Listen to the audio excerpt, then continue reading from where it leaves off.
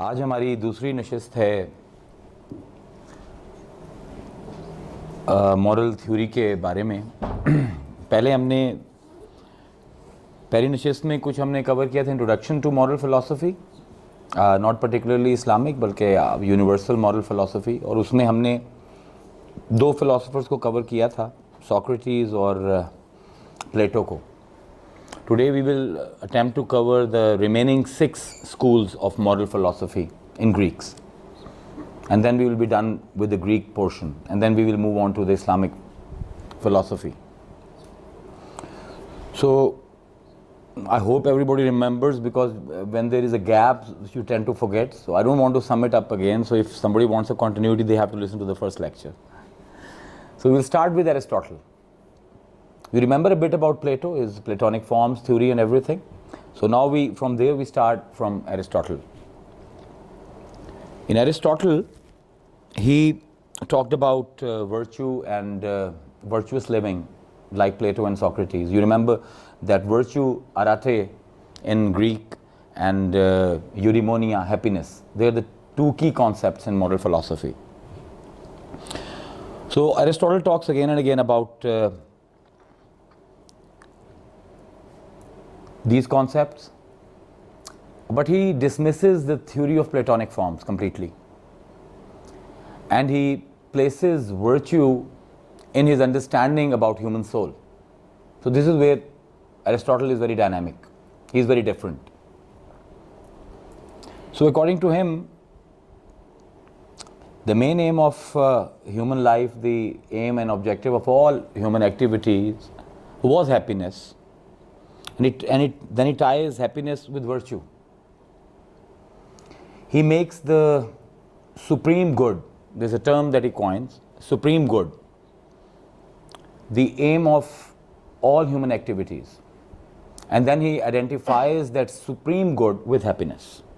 It's a bit dry, I'm sorry. I mean, like, it's a bit tough, it's a bit dry, it's a bit complex. But bear with me in this lecture. Kal se aasan ho jayega.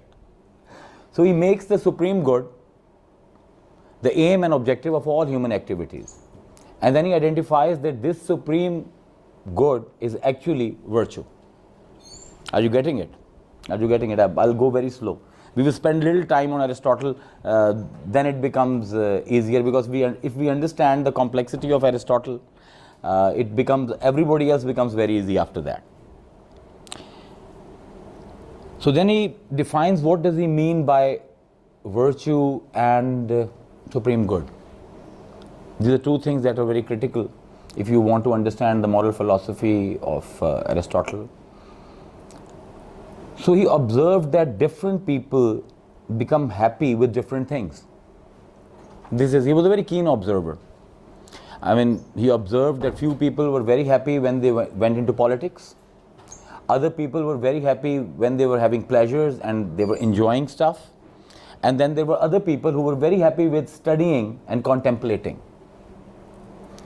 So he concludes that happiness is what we actually want, and virtues we want and we sought because they are good in themselves. This is a bit complicated. Happiness is the aim of human life, and virtue we need because virtue is good in itself.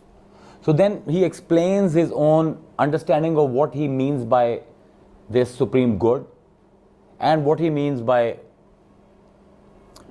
So he says, and this is pretty interesting. To me it appears very interesting. I don't know, it might sound very dry to you. It depends. So he says that his idea of happiness is a little different. He talks in terms of functions. That is why he is such a grand philosopher. He's going to talk about feelings, but he is talking about them in a very, very quantitative way. He starts that the good of anything is found in its function. For example, he gives an example of a flutist. You say somebody is a very good flutist. What do you mean by that? Flutist has a function. And what is that function? Playing flute. And he says that you say that somebody is a good singer. What do you mean by somebody is a good singer?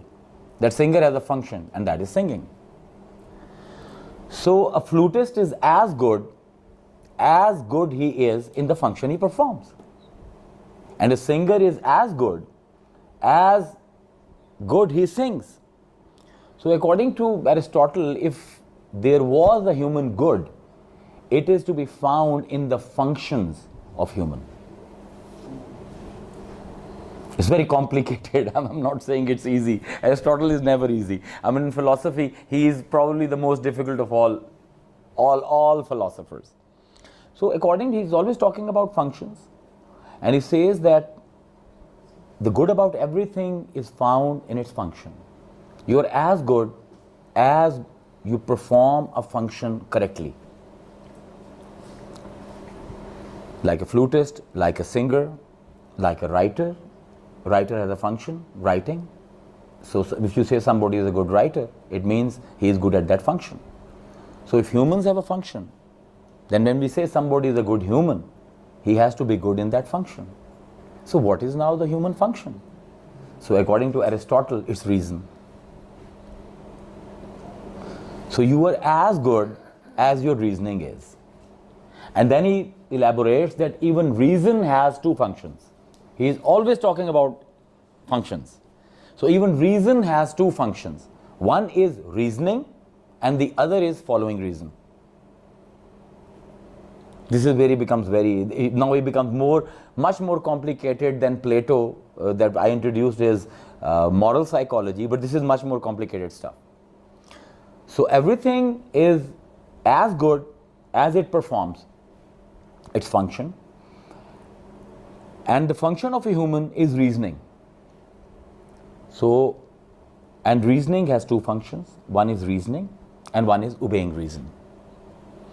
So according to him, we can do well or we can do bad on two accounts.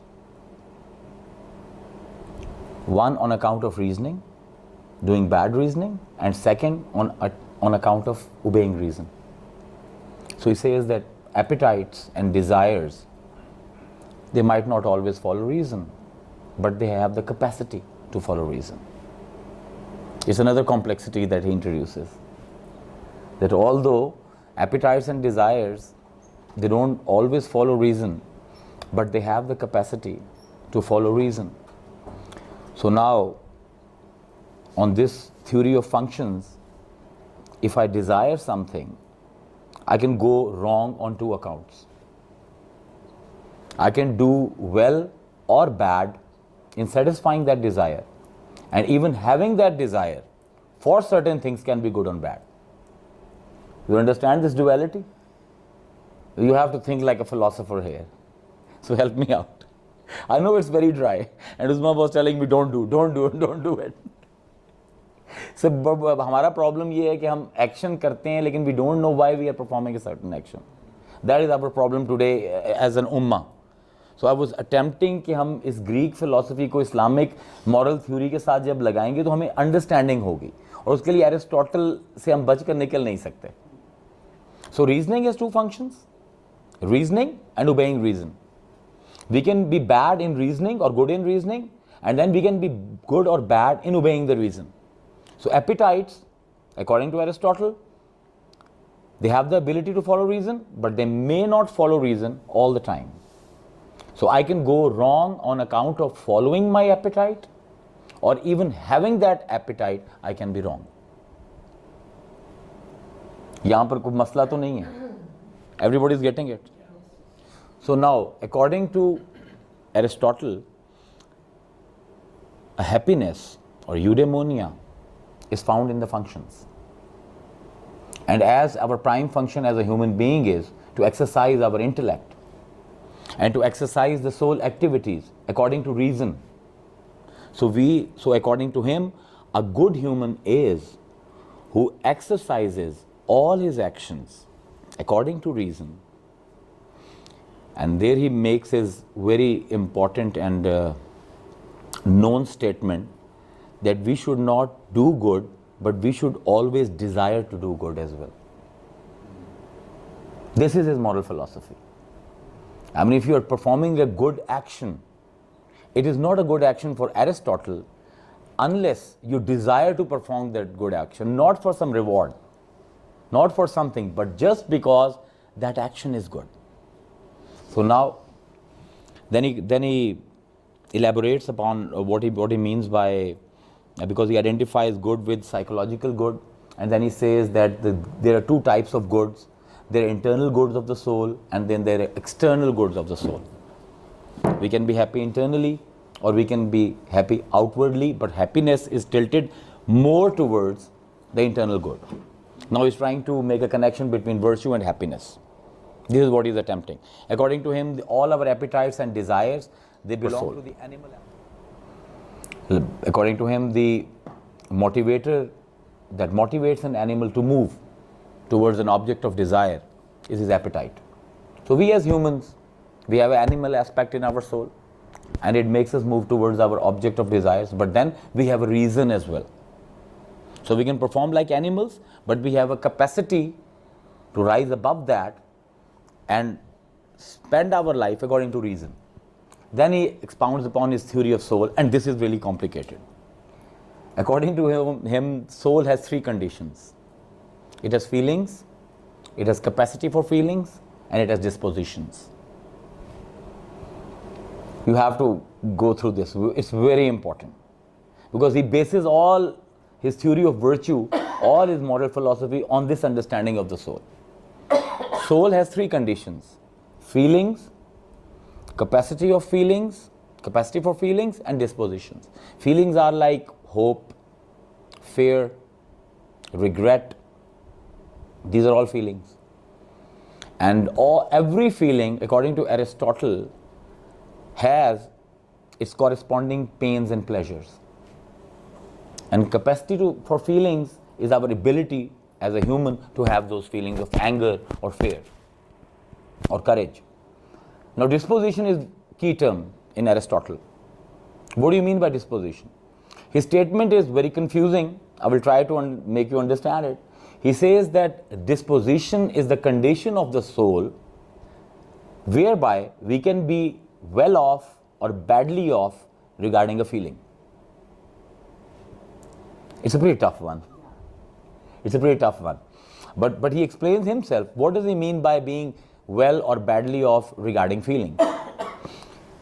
And this is now the supreme intellect of Aristotle. I mean, I would say when I read this chapter in Nicomachean logic, I was really impressed. He says that all things in this world, he's talking about feelings, that are consistent and divisible have three conditions. All things in this world that are continuous and divisible, they can only have three conditions. We can have more of it, we can have less of it, or we can have equal of it. Then he opens up a debate that virtue is not feeling. It dismisses it. Virtue is not even capacity for feeling. Virtue is disposition. And what is disposition? Disposition is our attitude towards all those things that are divisible in feelings.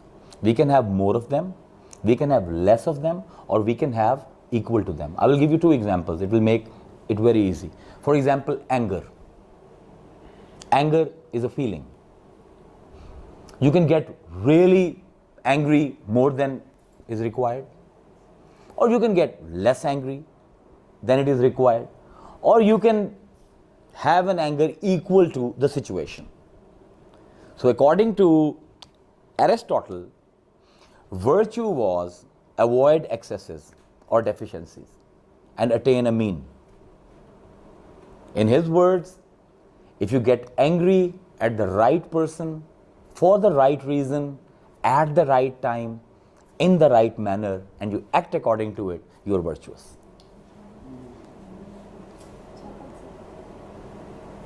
I told you this was very complex, but we have gone now into kuch understanding aa rahi hai. For example, we take one more feeling, that is courage. You have to understand that he is talking here, I'm particularly talking about virtue. its associated feelings, and its corresponding actions. For example, courage. Courage is a virtue. Courage has two feelings, confidence and fear. According to Aristotle, if you lean towards confidence, you will act rash. If you lean towards fear, you will become a coward. So what is the virtue of courage? To neither have too much confidence, nor have too much fear.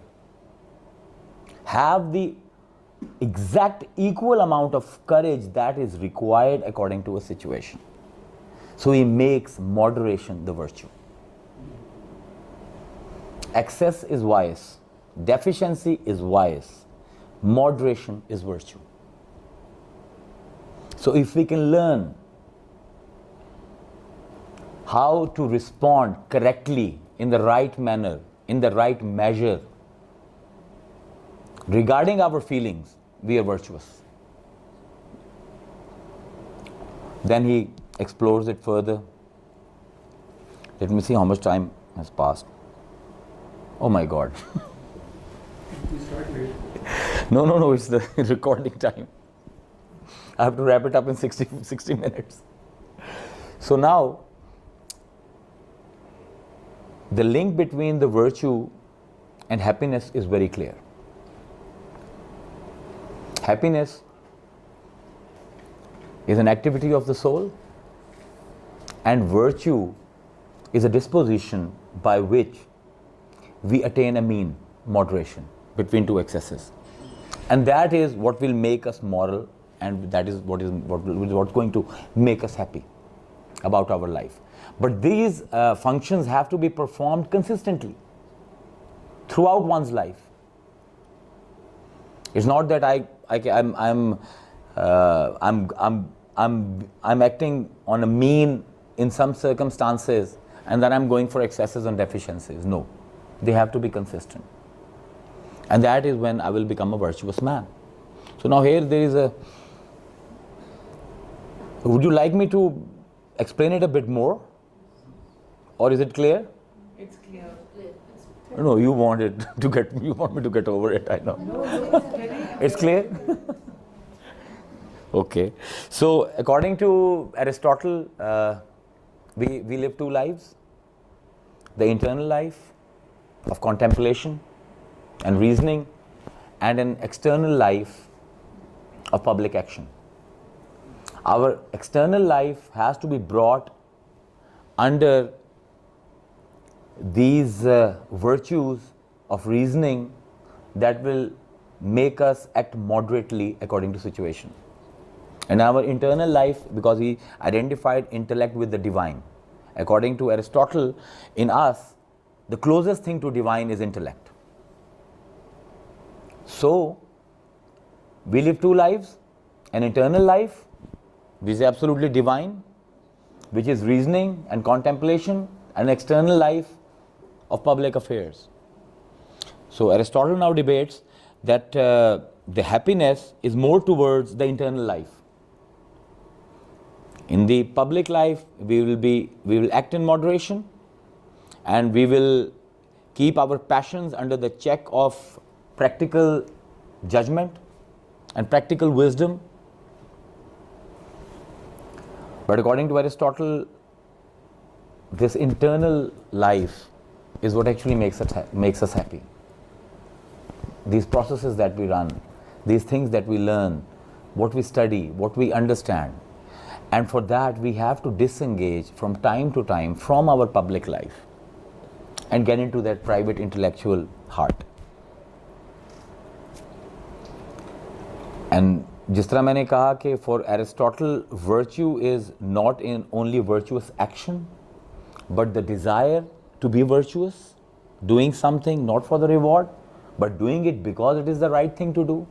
So we can derive from him a very important philosophy which I wanted to discuss with you, but I needed this base for it. It's called a theory of moral will and moral skill. So if I want to act virtuous, I need two things: moral will and moral skill. What is the moral skill? To know what is right and wrong. That was essential, that's critical.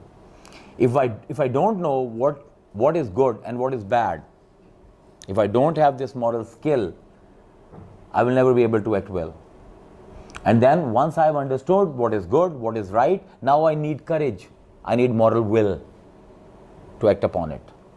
So these two things are essential. That's why he says the life of a happy person is on one hand attached to the theoretical reason, and on the other hand is attached to the practical wisdom. So if I cannot transfer my knowledge of what is good into my action, it is useless. It's a very delicate theory, but somehow we all have been there. The amazing thing is, when I talk about universal intellect or universal wisdom, this is all universal wisdom we are talking about. हम सब जो हैं अपनी ज़िंदगी में, आप देखेंगे हमने ये 8 ग्रीक फिलोसोफर्स को डिस्कस करना है. We have been in their place. अभी इतनी सोफिस्टिकेटेड जो मैंने गुफ्तगू की है फिलोसफी की, एरिस्टोटल की, I have seen a peon running the same process. I had gone to Punjab Institute of Cardiology for some tests. It was a few months back, and there was this peon who had this bucket of water, and he has his broom, जो टाकी मारते हैं. And there was this doctor who came, probably he was an administrator or somebody, and he told him to कि ये साफ करो इसको. So now you know they have marble on the floor. So he was, so he had this wet broom, and he was, making it shine. He was sweeping. Now the doctor who has ordered him to sweep the floor, he is standing right in front of him. He is sweeping the floor. The floor is getting wet. It's getting slippery. There is this old man who is walking in on a stick. He is like 60, 70 years old. Now this peon becomes Aristotle. Now if he is going to, अगर वो पोछा लगाता रहता है, so that बुजुर्ग might slip. And he is getting paid to do that. And the administrator is standing right in front of him. So now he has to act like Aristotle, you see, moral will and moral skill. So he runs the process in his mind somewhere. He is not educated. That is what universal wisdom is. You don't have to go to a school to understand it or to run the process. We are all running it all the time. So now he stops. He goes to that Baba, holds his hand, and makes him cross. उसके बाद वो administrator comes to him and he said कि I told you to do this. Why did you stop? So I had to intervene. I went and I said, look, you know what he did right now? He said, what? I said, well, he acted like Aristotle. I said, what do you mean acted like Aristotle? I said he was running the process of moral skill and moral will. That's another story that I had to explain then 35 minutes to the doctor, because he got really interested in what moral skill is and what moral will is. But imagine that.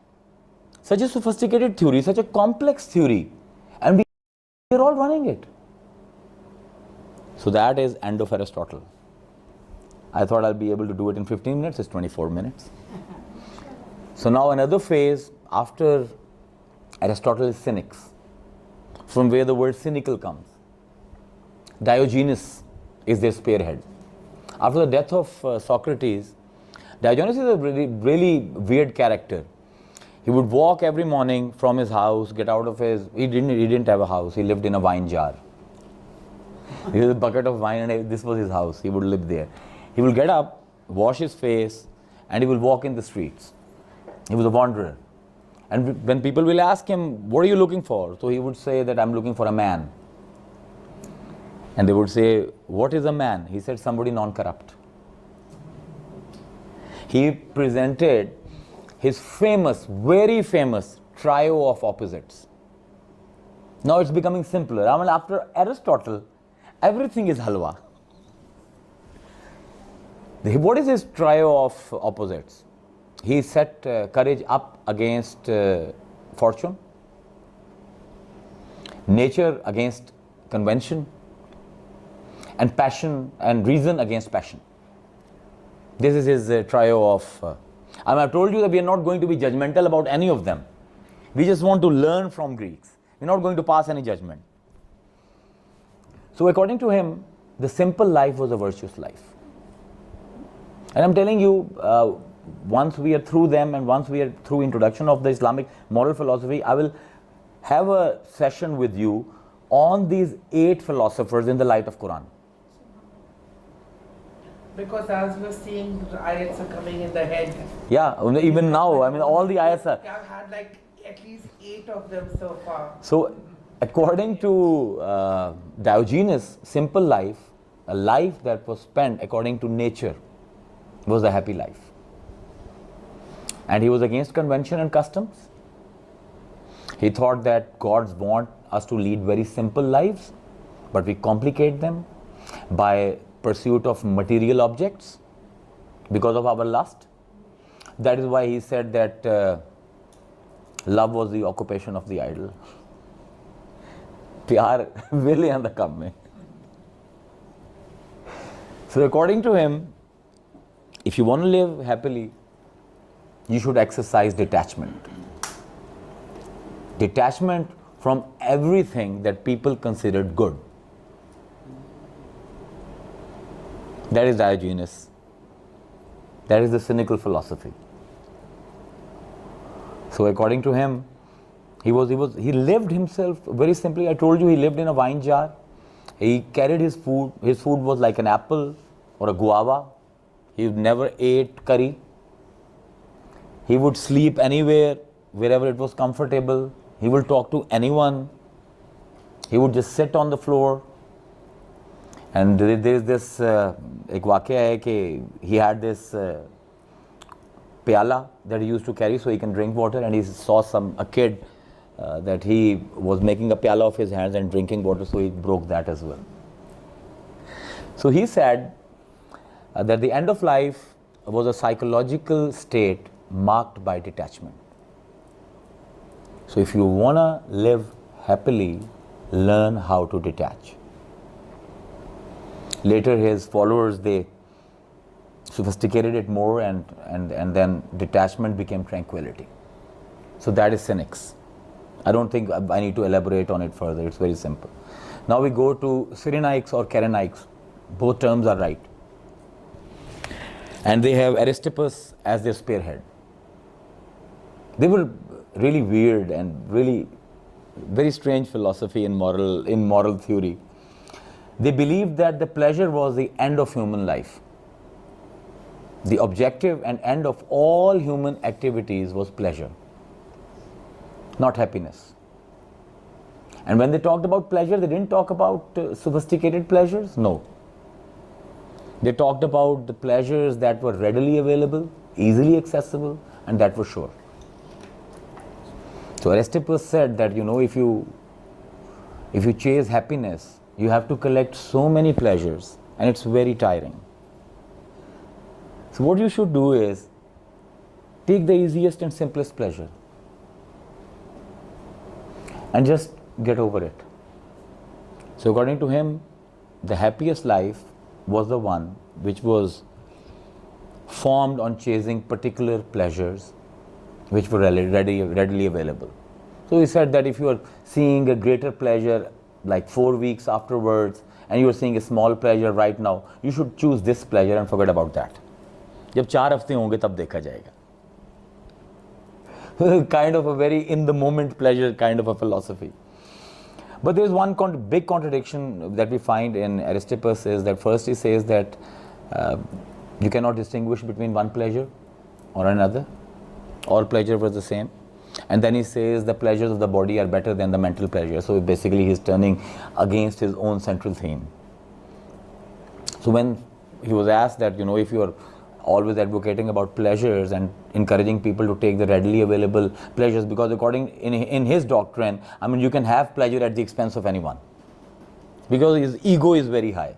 Aristippus has a very high ego, so he doesn't mind that if किसी का खाना खराब हो जाए, I should be happy. So he was asked then, what about convention? He said, well, there is nothing good, bad, base or valuable in nature. We make it valuable or we make it bad by convention or habit or custom. So he was against custom and habit, but he was against breaking convention and custom. All the laws of the society, he said, we will obey. Why? There's a very strange term he uses, fear of punishment. He's a kind of a Maulvi. So, according to him, injustice is not bad. Why it is bad? Because if I do injustice, I'll be punished. Because the objective of my life is to collect pleasures, and those two very small pleasures which are readily available, which are sure, there is no base pleasure. So that is Cyrenax. I don't think we need to further. I just want to give you a cursory look at all the intellectual flows in moral philosophy. We are not judging anyone. So now we come to the most important of the hedonistic moral theory, Epicurus. And Epicurus is really sophisticated and interesting. He says that the only thing good for a human being, intrinsically good, is pleasure. And the only thing that is intrinsically bad for humans is pain. His whole philosophy is modeled on pain and pleasure. But when he defines pleasures, he defines them very sophisticatedly. He's not like Cyrenax. No. He says, he presents a very sustained and systematic argument, and he tries to make you believe that if you understand what pleasure is identical with virtue. There is no difference in being pleased and in being virtuous. This is a very sustained argument. I will not go into that because that is going to take 30-40 minutes alone. I want you to do your homework. I'm just giving you a structure, an outline of all these philosophies, and you can go home and you can read upon them. So Epicurus believed, and he made a very, very bold statement, that the beginning and end of a blessed life is pleasure. And when it comes to, and now pleasures are basically sought, so they're dependent on desires. So now he's very systematic. He says that there are two categories of desires. There are natural desires, and then there are groundless, baseless, empty desires. And then he again divides the natural desires into two: the necessary desires and the natural desires. What are the necessary desires? Which I need to escape from pain. The term he uses is unavoidable pain. For example, if I'm thirsty, I have a desire for the water. If I don't drink water, what will happen? I'll become more thirsty. It will be more painful. If I'm hungry, what do I want? I want food. If I don't eat, I'll get more hungry. I'll get weak. So according to him, necessary desires were which will avoid pain. And natural desires were which are pleasant to have, but not necessary. For example, if I'm hungry, I can eat anything, but I want exotic food. Or, if I'm not thirsty and you place Coca-Cola and Fanta and 7-Up in front of me and I'm tasting. He was talking about champagnes and wines. I'm talking about Coke and Fanta and 7-Up. So I'm just having them for pleasure. I'm not avoiding any pain because of them. But because they are adding to pleasure, he called them natural desires. And then there were baseless, empty, and groundless desires. And for him, they were very intense and very harmful.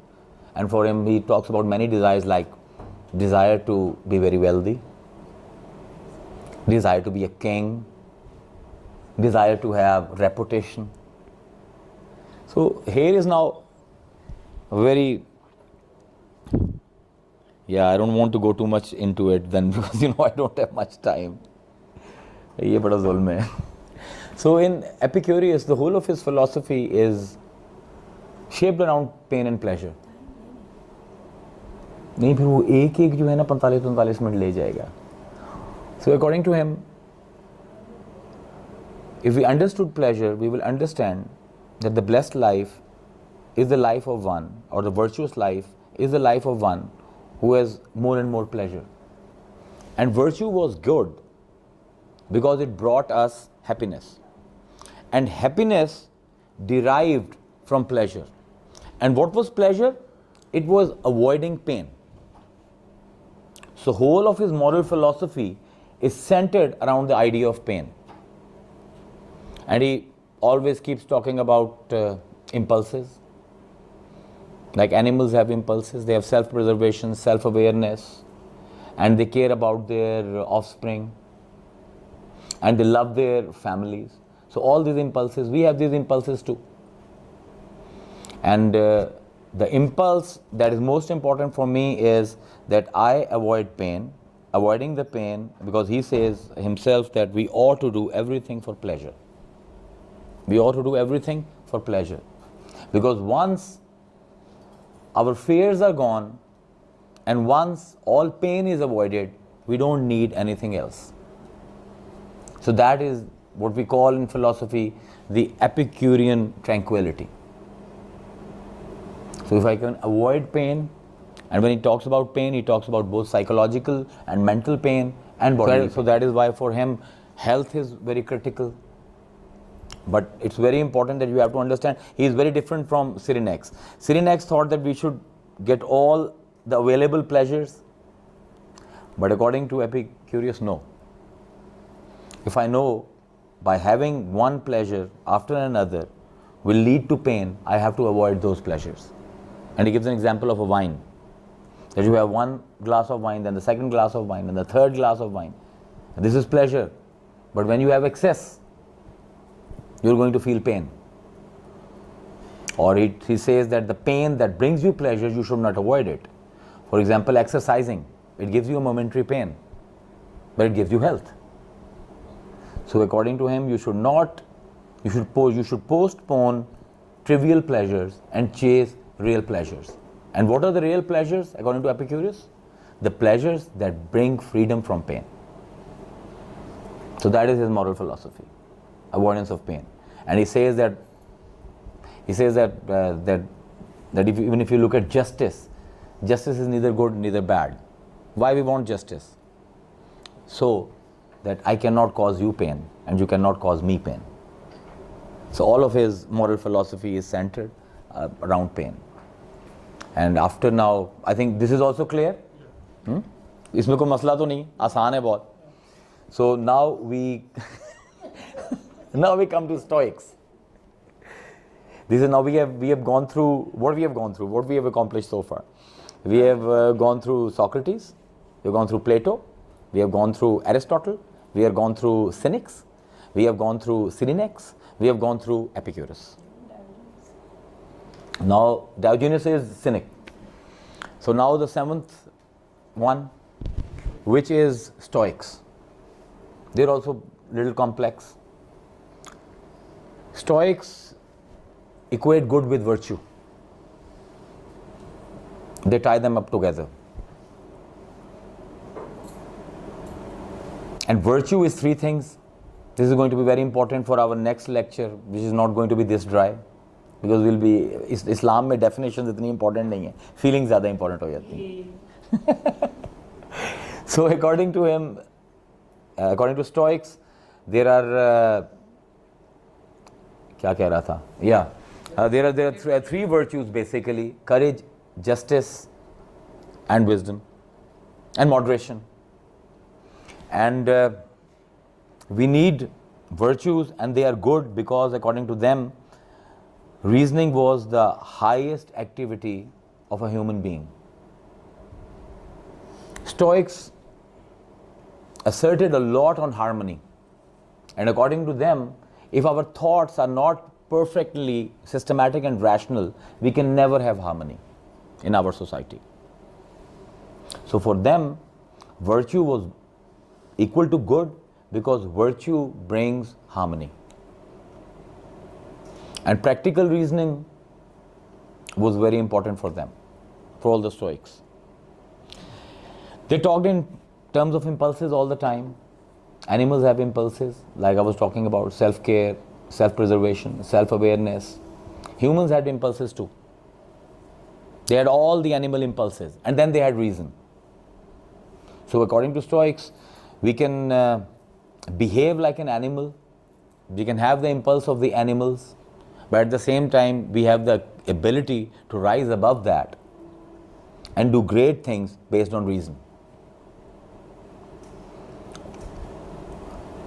Now, according to them, their central character of Stoics philosophy is Zeus, the god. He is the administrator of nature. Zeno is the spearhead in Stoics. He is the main philosopher, a really romantic character. He says that everything in nature is for the right reason. Whatever happens in nature is for the overall good. So we have two responsibilities: know our own nature and act according to it, and understand the nature of Zeus, the universal nature, and be in harmony with it.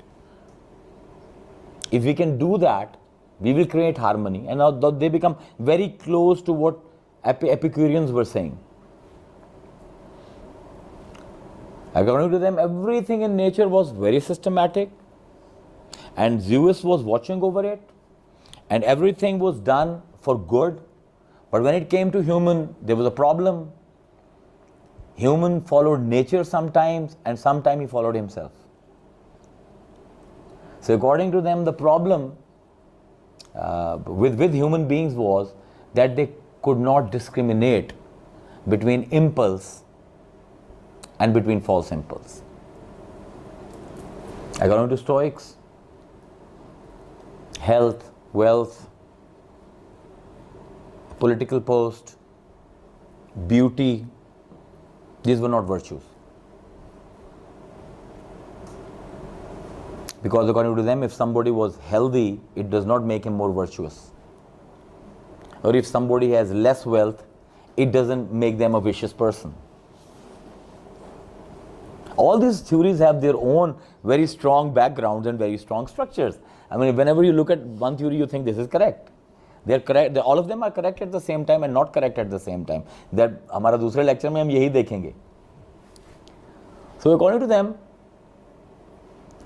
the problem with us was we cannot differentiate between real impulses and false impulses. For example, we can have an impulse that health is good. According to them, health was a preferred indifferent. It's a coin and it's a brilliant coin. There's something that I don't have to agree with or disagree with. They said that the wealth, health and political power, it was all not useless, it had some value, but they were not virtues. They were not virtues. They don't add into our virtues. They don't subtract anything from our virtues. They are just preferred indifferent. So if somebody thinks he has an impulse that health is good, he should understand, health is neither good nor bad. It's good to have. But if you don't have it, it doesn't make you a vicious person. It doesn't make you sinful. It's a false impulse. So for them, the real impulses were knowing the plan of Zeus. They were very close to our scholars who debate Qaza and Qadr. For them, if we understood the plan of Zeus and we shaped our lives according to what our nature is and what is the nature of the universe around us, we will be in harmony. And that is tranquility for them. And they gave a very fine example of an archer. There is this archer, जिसने अपनी bow में तीर लगाया हुआ है, and he is hitting a target. And according to them, he has practiced for a year, and he is a very good archer. He never misses. Now he has this arrow, which is very straight. He has this bow, which is all stretch. And now he is aiming at the target.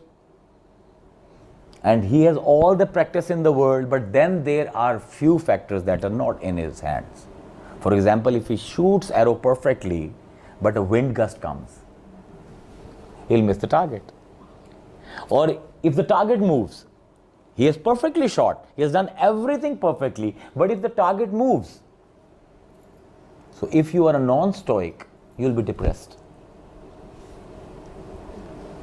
But according to them, if you are a stoic, you will come to the state of indifference, that I've done my best. Now it's the working of the Zeus, जिसको हम submission कहते हैं, submission to taqdeer. So according to Stoics, if you submit to your own nature and if you submit to the universal nature, you are in harmony, you are virtuous. Now the last one, skeptics. And the amazing part is they still survive.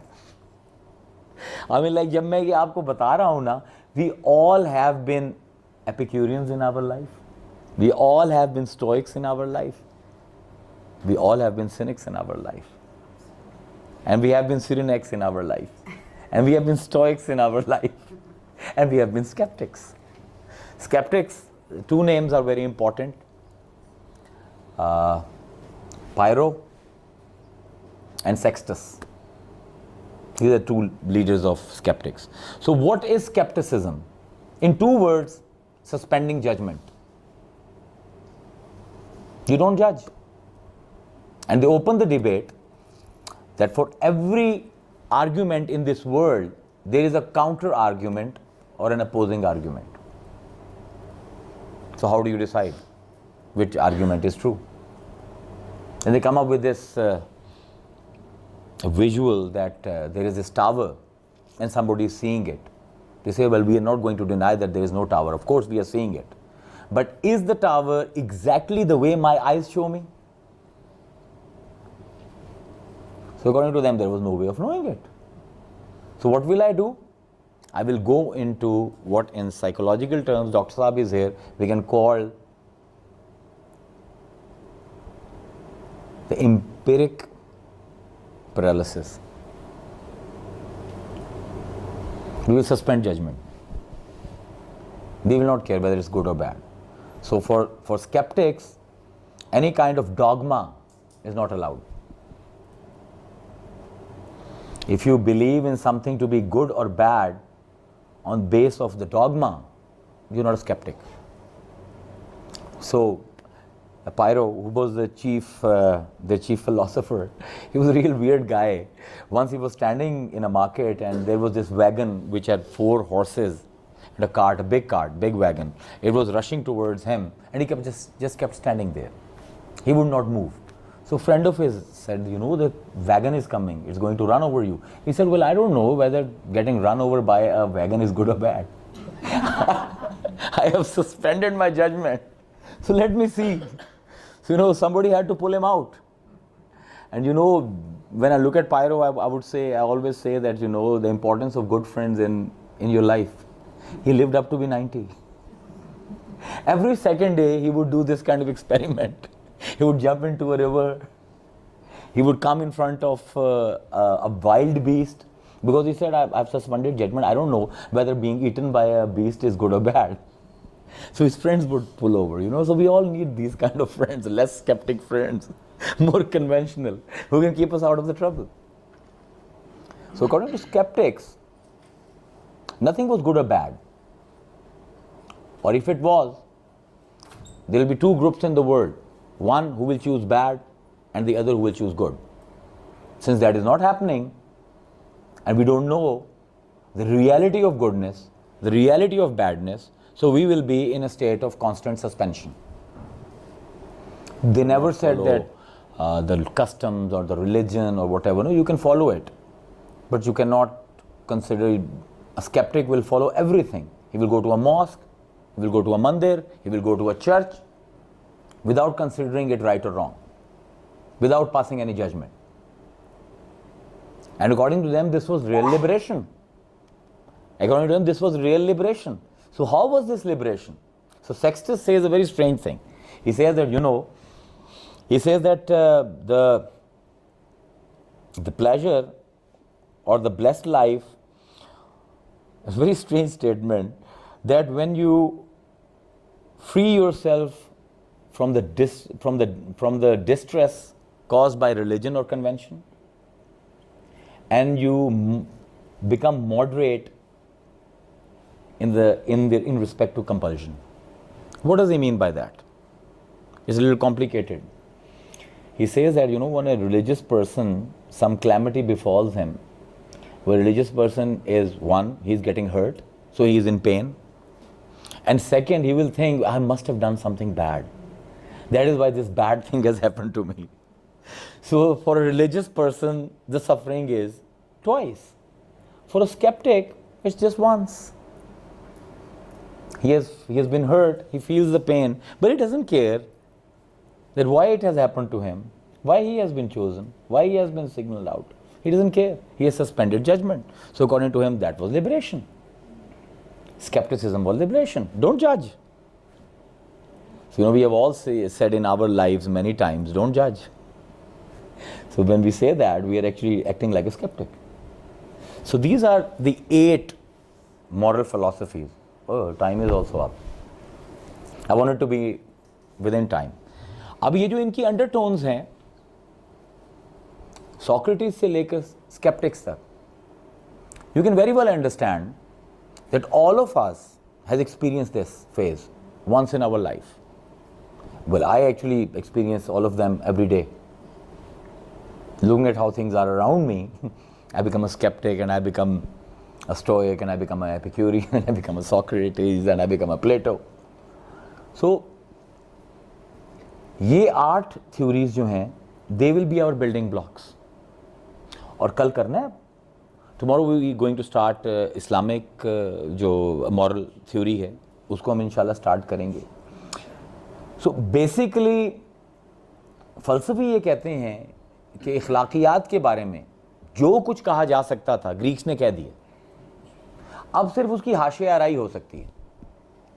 Well, that is not very correct. There is something that Buddhism and Islam did, which they did not.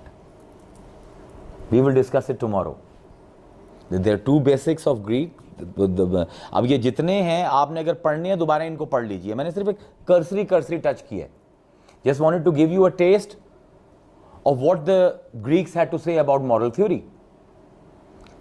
तो कल हम इंशाल्लाह start करेंगे इस्लाम का दर्स इखलाक और उर्दू के अंदर मैं स्विच कर जाऊंगा. And it will become more romantic. It will become more metaphysical. Because एक चीज़ ऐसी इस्लाम ने ऐड की थी इखलाकियात में, which made it really lovable, and that is husn, the concept of beauty. वालेकुम अस्सलाम व रहमतुल्लाहि व बरकातुहू.